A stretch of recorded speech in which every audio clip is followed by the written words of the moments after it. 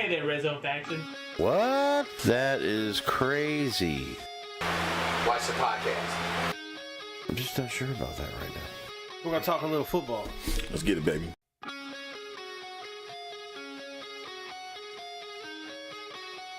Welcome, everybody, back to the Red Zone Faction. This week, we are going to do the AFC South. We're going to start with the Houston Texans.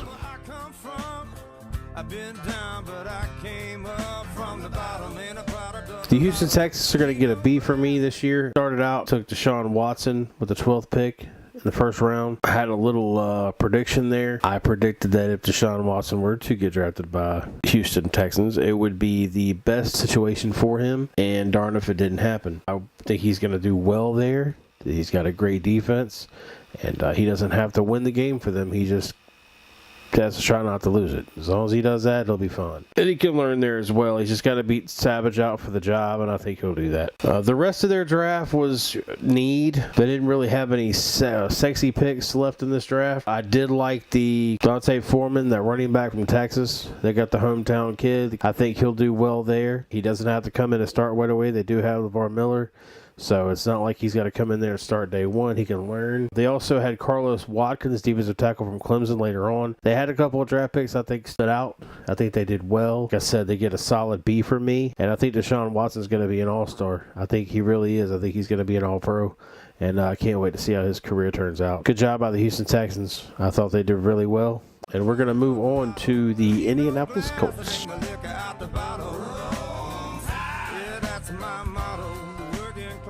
Indianapolis Colts. I thought their draft was a lot like the New Orleans Saints as far as their need went. They did really well drafting need. Their first 3 draft picks were all defensive players. They took Malik Hooker with the 15th overall pick. Another Ohio State DB come off the board so early. Again, I've already, if you go back and watch my NFC South, you'll get my views on the Ohio State thing. I hope for the Colts' sake that Hooker works out. I'm not saying he's a bad player. I'm not saying he's not qualified. I'm just saying sometimes you got to watch these Ohio State players as well as the USC because they're a little overrated with the media. And if you need proof of that, just go watch some Ohio State's games, especially that Clemson game in the playoffs. It took Quincy Wilson, cornerback from Florida, after that. I thought that was a solid pick. They drafted need. They drafted what they needed. And I think that goes a long way. That goes a long way with me. When you draft what you need, you get a good grade. And I think they did that. And they got some good players. Like I said, that Wilson pick was great. They got a tackle and Banner with the 137 pick. O-line, something else they need. I thought they probably could have gone a little bit more heavy on the O-line. I think they had their sights set on defense in this draft. After all, going in, we all knew this was a defensive draft. So good for the Colts. They did a good job. B+. Super excited about what they got. I look forward to seeing what Hooker and Wilson do on this defense. Like I said, if they come in, I think they'll be immediate players. I think they'll come in straight off the bat and contribute and make that Colts defense a little bit better. That's it for the Indianapolis Colts. We're going to move on to the Jacksonville Jaguars.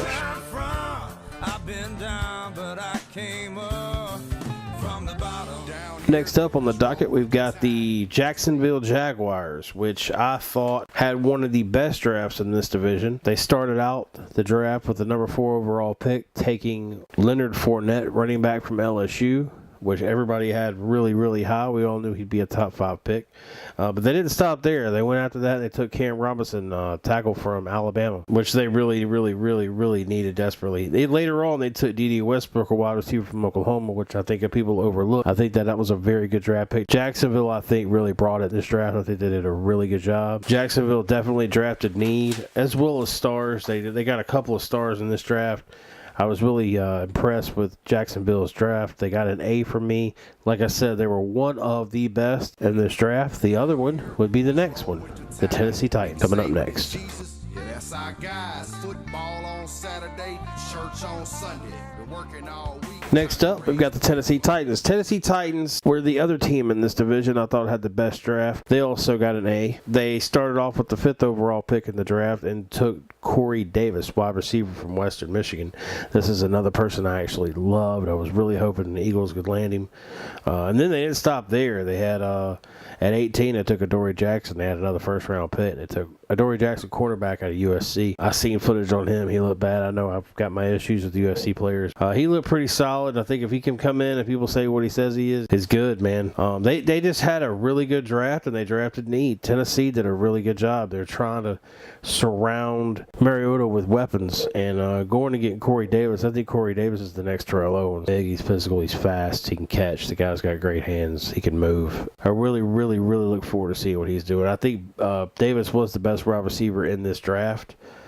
And I think Adoree Jackson was their best pick. That's why they get an A from me. I really do. I think those two players alone are going to set them. They get another win this year, automatic, because of those two. And I know they're rookies, but they will come in. They will be immediate impact on this team. So now let's get ready for the recap. Think I won't do it? Hold my beard, watch it. They don't understand where I come from. 4 teams did exceptionally well. I thought all 4 teams drafted need. They drafted stars. I think all 4 of these teams, best that I've seen yet to this on this series, is the best division I've come up on yet. Better than the NFC East, better than the AFC North.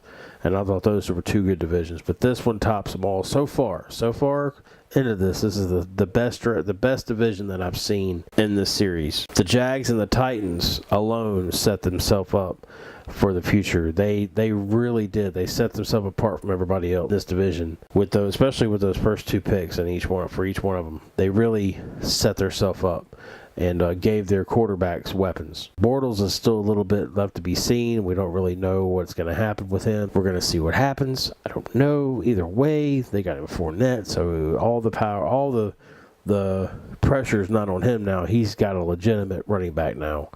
And I think the Jacksonville Jaguars should take the step up. If they do not, then it falls on Bortles. Bortles will be moved out. There's no excuse after this. With Mariota, he's going into his 3rd season. He took a step up last year. Now he comes in and he's got Corey Davis.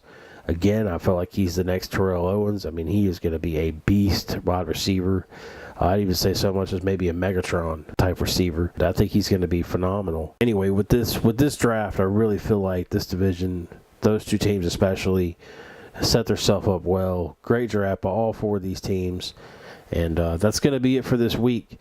Next week, we'll be coming back. We'll be doing the AFC East. Till next time, like, share, subscribe. This is Scott. We'll see you next Tuesday. Leave the comments down below if you like this video. Bye!